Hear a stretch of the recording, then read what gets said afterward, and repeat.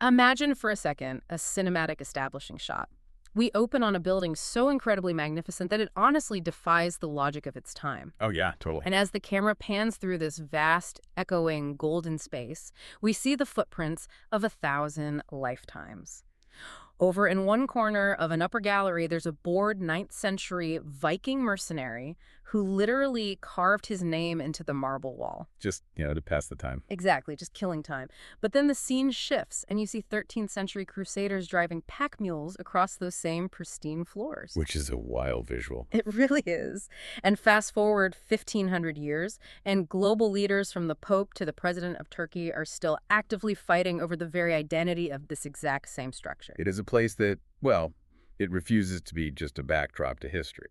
It insists on being the main character. You might know its massive, iconic silhouette against the Istanbul skyline, but today you are going to hear the biography of a building that quite literally changed the history of architecture.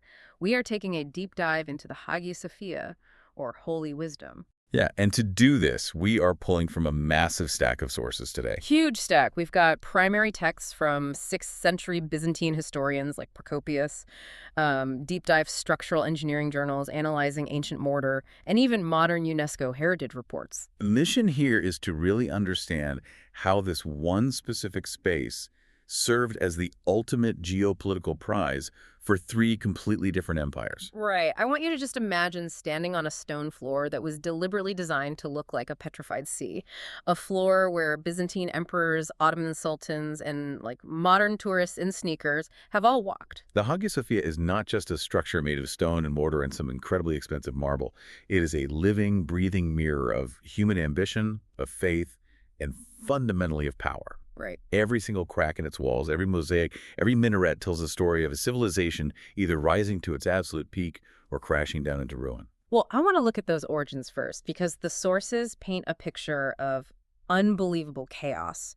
The massive floating dome we see today is actually the 3rd draft of this building. Right, it had a rough start. Very rough. According to the historical records, the original structure, the Magna Ecclesia, was consecrated in 360 AD, and it burned down during a massive riot in 404. And then they rebuilt it. Yeah, Emperor Theodosius II builds a second church on the exact same spot in 415, and during the infamous Nika revolt in 532, rioters burned that one to the ground too. Burned completely to ashes. Okay, let's unpack this, because I'm looking at this timeline and thinking it's like a cursed movie production. If my house burns down twice because of an angry mob, you're moving. I am moving to the suburbs. Why on earth would Emperor Justinian keep building his grandest monument on the exact same cursed spot? Well, it seems completely illogical, to a modern mind. But you have to look at the psychology of the Nika revolt. Those rioters weren't just protesting taxes. Wait, they weren't? No, they were actively trying to overthrow Justinian. The historian Procopius wrote that by bringing down the great church, the rioters were essentially declaring war on God himself. Oh, wow. So stripping the emperor of his divine mandate. Exactly. For Justinian, the fires were literally still smoldering when he made his decision to rebuild. Abandoning that specific site would have been a catastrophic display of weakness. He had to show he was still in control. Right. He had to rebuild it immediately, and he couldn't just build a modest replacement. He had to build something of such unprecedented, mind-boggling scale that it would definitively prove he possessed absolute divine favor. Effectively crushing the spirit of anyone who had just tried to overthrow him. Precisely. Which brings us to a period of construction that feels completely alien for the 6th century. Justinian essentially goes into a move fast and break things mode. Very Silicon Valley. Totally.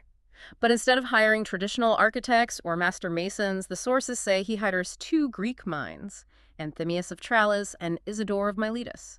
And these guys were mathematicians, right? They were. Why hire math guys to build a church? Because traditional architects were bound by traditional limits. Justinian needed the impossible, so he brought in basically the theoretical physicists and geometers of his day. Oh, okay. Anthemius and Isidore were deeply studied in the works of ancient thinkers, like Heron of Alexandria, who used complex math to manipulate physical space and create mechanical illusions. So Justinian gave them unlimited resources to essentially weaponize geometry. That's a great way to put it. By synthesizing Greek mathematics with Christian theology, they were attempting to physically trap heaven inside a building, proving that Byzantine theology was the ultimate pinnacle of human achievement.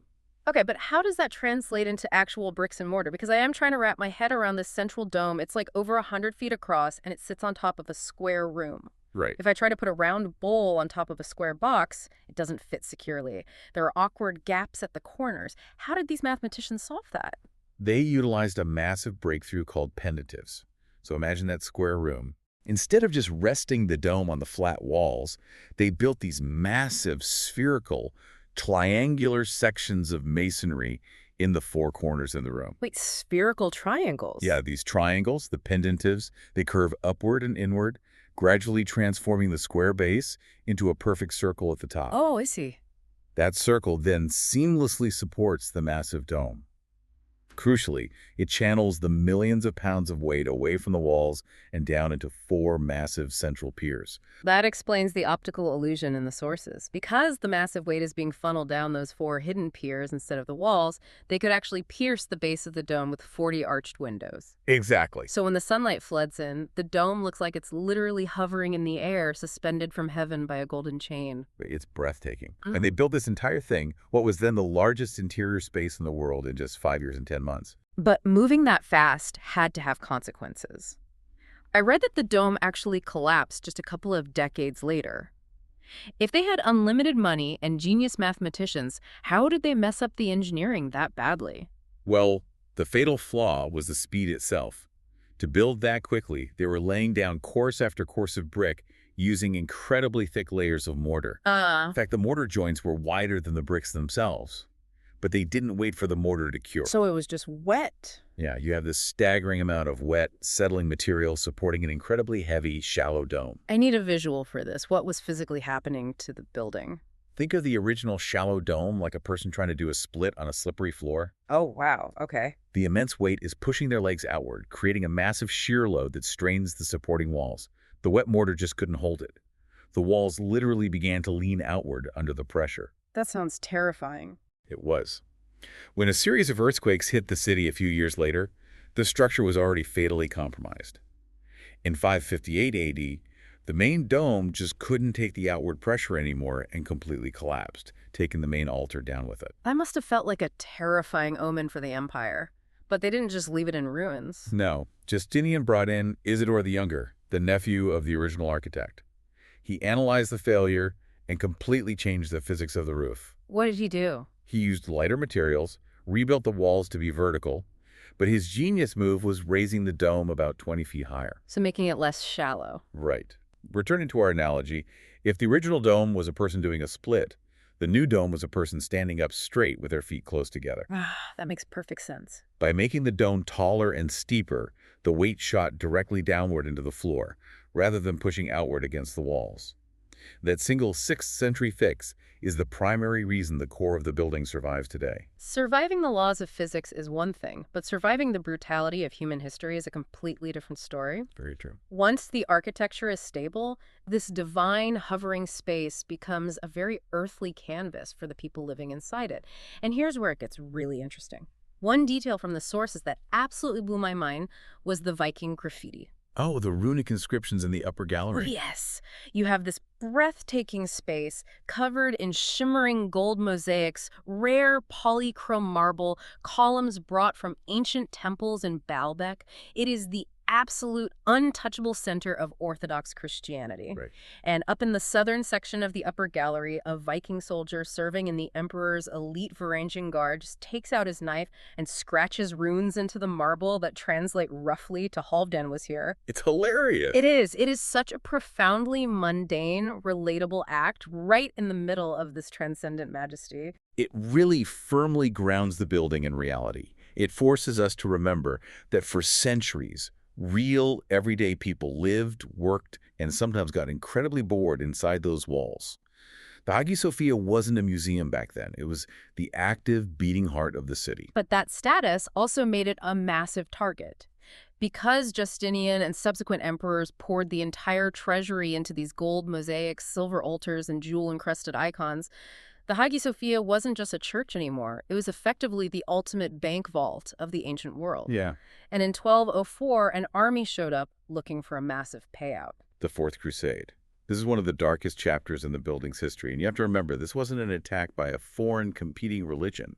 This was an army of Western Catholic crusaders attacking an Eastern Orthodox Christian city. The geopolitical tensions had been simmering for years, but it just boiled over into sheer catastrophic violence. The primary sources describing the ransacking of the Hagia Sophia are incredibly difficult to read. I mean, the Crusaders smashed the main altar into pieces just to melt down the precious metals. The Byzantine historian Nikitas Choniets provides a harrowing eyewitness account.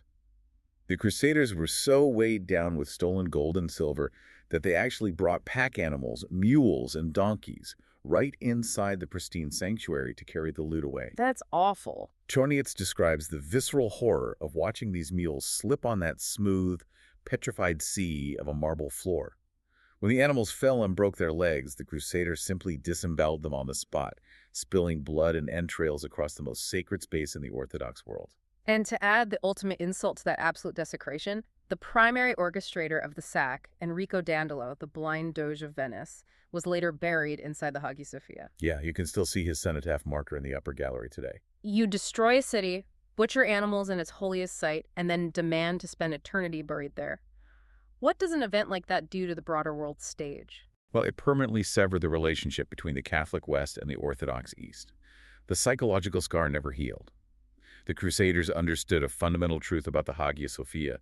Whoever controlled its physical space controlled the spiritual narrative of the civilized world. So they took it over. They did. The Catholic forces occupied it and used it as a Catholic cathedral for nearly 60 years before the Byzantines finally managed to reclaim a fractured, impoverished city. They get the building back, but the ultimate shift in power, the moment that permanently pivots the building's identity, happens a few centuries later in 1453. The fall of Constantinople. Right. The accounts of the final Ottoman siege read like a disaster movie. The citizens of the city broke into the Hagia Sophia, locked the giant bronze doors, and crammed into the galleries and the nave. They were hiding there because a popular prophecy claimed that an apocalyptic angel with a flaming sword would descend from the dome to save them at the very last possible second. But the angel never came. On May 29, 1453, the Ottoman forces decisively breached the city walls. Sultan Mehmed the Conqueror, adhering to the standard military customs of the era, initially allowed his troops 3 days to pillage the conquered city. So they breached the church. Yeah. The soldiers battered down the doors of the Hagia Sophia, the people inside were captured and enslaved, and the remaining wealth of the church was looted. When Mehmet the Conqueror finally walks in and claims the ultimate symbol of his enemy, my first thought is that an invading army would just tear the whole thing down or completely erase its history to show dominance. Is that what happened? Far from it, actually. The Ottoman response was overwhelmingly a process of adoption, adaptation, and immense reverence. The sources note that Mehmed actually halted the pillaging of the city at the end of the very first day. Oh, really? Yeah. When he toured the Hagia Sophia, he was profoundly moved by its beauty and immediately declared that it would be protected and converted into a mosque. He even reportedly struck one of his own soldiers with his sword for trying to pry up a piece of the marble floor. Wow, so he fiercely protected it. He did. An Islamic scholar climbed the pulpit, recited the declaration of faith, and the spiritual hardware of the building was fundamentally changed. It became the first imperial mosque of Istanbul. So they actively preserved it. They didn't try to hide the architecture. They leaned into it. They absolutely leaned into it. In the 16th century, the legendary Ottoman architect Mimar Sinan added massive structural supports to the exterior to keep the aging building from collapsing. Successive sultans added the elements that transformed its iconic skyline, the 4 towering minarets, a magnificent mihrab pointing toward Mecca, and 2 colossal Hellenistic alabaster urns brought from Pergamon. So it became a template. Exactly. Far from trying to suppress the Hagia Sophia's design, the Ottomans adopted it as the quintessential blueprint for almost all future imperial mosques, like the famous Blue Mosque. And that layering of history really comes into focus in the 19th century. Sultan Abdülmecid Said hires 2 Swiss-Italian architects, the Fossati brothers, to do a massive structural restoration in 1847. The Fossati restoration, yeah. While they are repairing the walls, they temporarily uncover the original Byzantine mosaics. These massive, glittering golden images of Jesus, Mary, and various emperors. They have been plastered over centuries before. Why have they been covered up in the first place? It stems from Islamic anachronism. which is the religious prohibition against displaying images of sentient beings, particularly humans or divine figures, in a space of worship. Right. For centuries, the Ottomans had respectfully covered the Christian mosaics with plaster to adhere to Islamic law without destroying the artwork underneath.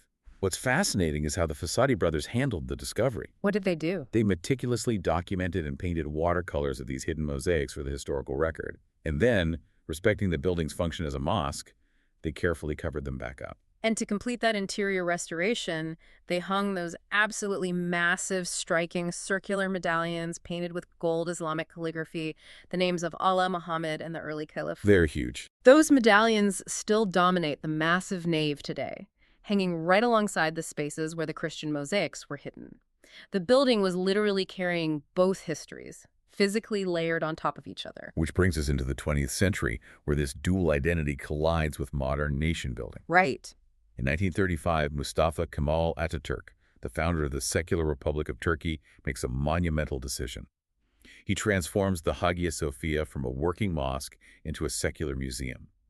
The plaster is systematically removed, revealing those stunning Byzantine mosaics like the Virgin and Child in the apse to the global public.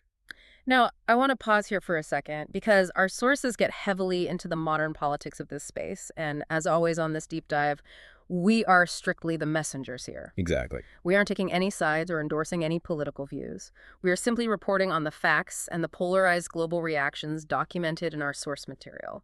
Because after 85 years of operating as a museum, the status of the building shifted once again. It did. In 2020, the Turkish Council of State annulled the 1935 museum decision, ruling it unlawful. Shortly after, President Recep Tayyip Erdogan signed a decree reverting the Hagia Sophia back into a working grand mosque. And the international reaction to this decree was incredibly divided. So what does this all mean? Looking at the geopolitical fallout, UNESCO issued a statement expressing deep regret that the decision was made without prior discussion, warning about the impact on its World Heritage status. Right. Pope Francis stated publicly during a blessing that his thoughts were with Istanbul, and he was very pained by the move. Political and religious leaders in Greece and Russia expressed profound outrage, calling the conversion a provocation to the civilized world. Conversely, on the other side of the globe, the decision was met with immense support and celebration. Various Muslim leaders across Turkey, the Arab Maghreb Union, the Grand Mufti of Oman, and the Imam of the Al-Aqsa Mosque all publicly congratulated Turkey on the reversion. So, completely different reaction. Completely. Hamas released a statement calling it a proud moment for all Muslims. And our sources note there were actual public celebrations and sacrifices made in nations as far away as Mauritania. Wow. And to navigate the physical reality of being an active mosque while still containing those massive Christian images, the Turkish government implemented a modern compromise. Today, white drapes are drawn over the Christian mosaics, like the Virgin and Child, but only during scheduled Muslim prayer times. Yeah, outside of those hours, the drapes are pulled back and parts of the building remain open for visitors to see the historical art. How does one single building possibly bear the weight of trying to belong to the entire world as shared heritage, while simultaneously serving the specific faithful of a modern nation? Well, passionate reactions from every side of the globe in 2020 actually prove something profound about the nature of monuments. The Hagia Sophia is still doing exactly what it was designed to do in 537 AD.